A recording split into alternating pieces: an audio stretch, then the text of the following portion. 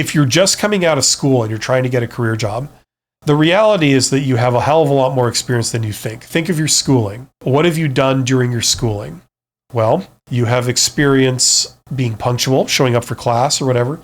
You have experience working in groups. You have experience getting help, additional help when you need it, clarifying instructions when you don't understand them, being proactive, taking initiative, going back to the instructor and saying, I need some extra explanation on this and that. You have experience obviously learning a great deal of things in a short amount of time. You have to plan out your work. You have to remain disciplined. Yeah, you have experience having a good work ethic, right? You've done all these things. You have experience asking for help when things are starting to go off the rails before it turns into a disaster. You have experience redoubling your efforts when things are falling behind, and self-policing yourself and self-disciplining yourself and communicating properly when you have an issue or when you're asked to report. You have experience in presenting and doing public speaking, collaborating with others. I could go on forever. There's like a whole list of things that you've done throughout the course of like post-secondary education, right? When you get a job, what are you actually asked to do? Well, you're asked to do all of those things. You're given an assignment.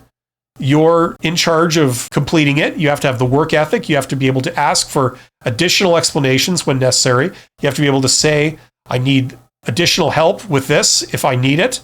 You have to be able to do whatever it takes to like learn whatever it is, figure out what to do and do it. You have to be able to collaborate with people, communicate with people, be punctual, show up on time, respect deadlines, plan your work accordingly, maintain positive relationships with the instructor, with all the people around you. Like, it's all the same stuff. You have experience doing all that stuff. So even if you have to go back to examples of when you were in school, you can still give examples of when you've done everything that you're going to be asked to do on the job. You remember that for a job interview. Don't let these people tell you that, like, oh, you have no experience. You have a lot more experience than is apparent. You could speak to 95% of all the things that they're asking for you to do. Okay, so it's not going to be an issue. So you're fully equipped to go in there and answer all their questions. You just need to work on the examples that you're going to give when they ask you for evidence to back up that you can indeed do certain tasks.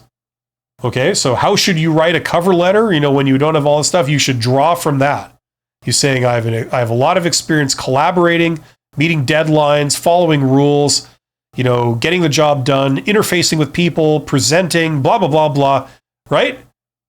That's what you can put in the cover letter and speak to the things that they said in the job posting. What are they looking for? They're looking for people that can do this, this, this, this, this, that have this, this, this, this, this, that know this, this, this, this, this. That's what you speak to in order of what they said they're looking for.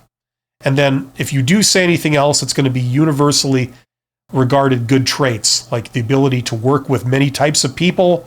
You're agreeable, you're friendly, you're likable, you're charismatic, you've got great communication skills, blah, blah, blah, blah, blah. Okay? You've got a lot of stuff you can put in that cover letter that's going to knock it out of the park. Prime sent a super chat. Thank you, Prime. You are awesome.